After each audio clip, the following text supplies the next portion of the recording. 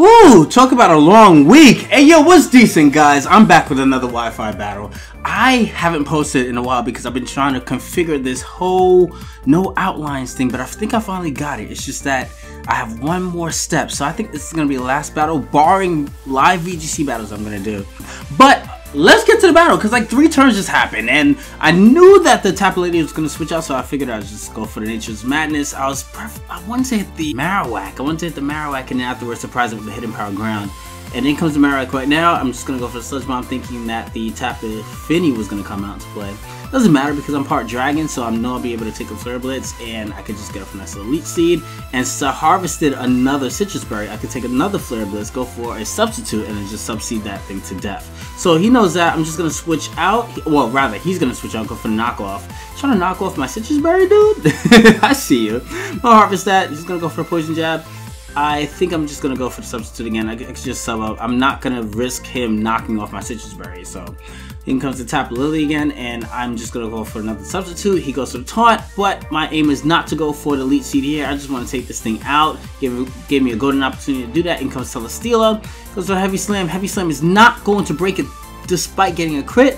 I am just going to go for the Flamethrower. Flamethrower can hit it again, but he wants to go for the Protect to get some Leftovers recovery. That would be pretty cool there. And he's going to switch out into Marowak there. I predict a switch, so I go for the Leech Seed. That's supposed to go for another Flamethrower. Celesteela is going to be a huge problem. So in comes Flare Blitz again. Flare Blitz breaks the Substitute. I just set up another one, and I think I'll just stay in. I'm just inflicting as much damage as possible here.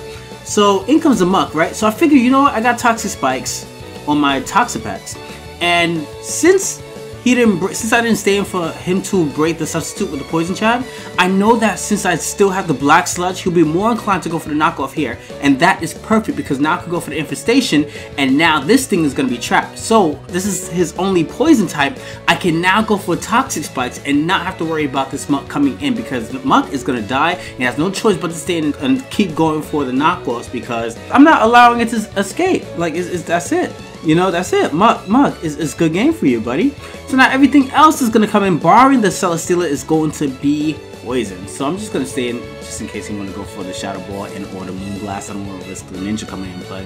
He still has Pre-Marina, so I'm just going to switch into Greninja, try to go with him to switch out, but he reads that perfectly as he stays in and go for the Moonblast. I'm like, crap. I could have a nice little Ass Greninja there I could have had, but that's alright. I mean, maybe I should have just like stayed in one for the Dark Pulse, and then he switched out, and then I'll switch out into this thing so I can get at rocks. I should have probably did it that way because I know this thing has Taunt. So I am going to go for the Hidden Power Fire. Doesn't do too much, but it does enough that the poison will knock out the Tapu Lele. So I thought I was faster. Oh man, I thought I could get up like a little bit of mid-game rocks there, but that doesn't happen. I go into Greninja, and now I'm just going to stay in and go for the Dark Pulse, but now he switches out to Primarina. And Dark Pulse is not going to do too much, obviously, because it's part Fairy. I'm going to switch out into my Exeggutor, use that as Death Fodder because I know he's going to want to go for the Moonblast. The reason I do this is because, 1, he doesn't have rocks up in play, and 2, I don't want any unnecessary damage on this Porygon2. Now, check this out, right?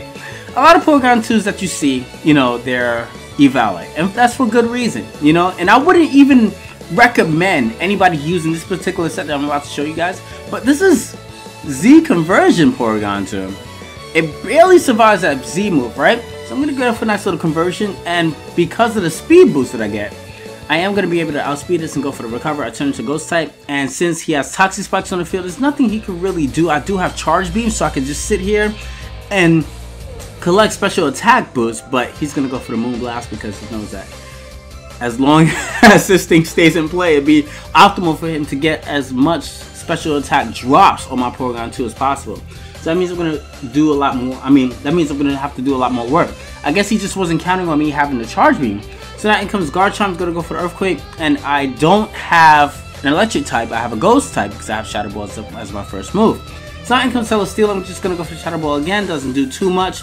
Even if he Leech Seeds me, that's fine. I could just sit up here and get boost, and that's exactly what I'm going to do. He's going to opt to go for the Leech Seed, go for the Protect. And that is going to go on, ladies and gentlemen, for 12 minutes. 12 minutes, and I'm going to spare you guys up. So I'm just going to cut that part of the video out, and I will see you guys when I get +4.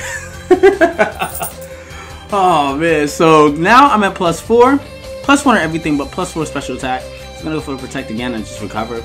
And I figured, like, you know what, I just want to get to a point where I can get off some hefty damage with Shadow Ball, despite Celesteela not taking super effective damage from it. So now, I guess he wanted to get the poison off on it, hence why he went for the poison jab. And I'm going to be faster than this Marowak. Marowak dies too, so that's just extra damage accumulated on. And now I'm just going to go for Shadow Ball. It does nothing, really. He goes for the Heavy Slayer and finally scores a crit. And that's going to be more than enough to take out my Porygon2. I think that was actually just enough to take out Porygon2. So now it comes Greninja. I'm just going to go for the Hydro Pump, right? I'm going to switch up my moves because I know he's going to Elite Seed and then Protect. I don't want to use Hydro Pump in succession because you have a more probability of missing if you use a move, and an accurate move in succession like that. It's like this. I do have an 80% chance every time I use it, but if he's using succession, it's like, you know, it's like you hit 2 out of 3 kind of thing. You know, I didn't want that probability to affect Hydro Pump missing or hitting. You know, I just wanted it to kind of reset, hence why I didn't use the succession. But that was a great game. I definitely did have a lot of fun. If you guys enjoyed this video, do me a favor, drop a like. And if you guys want to see more content like this in the future, please subscribe to me. It is awesome. I appreciate it. Thank you very much. Peace. What you doing?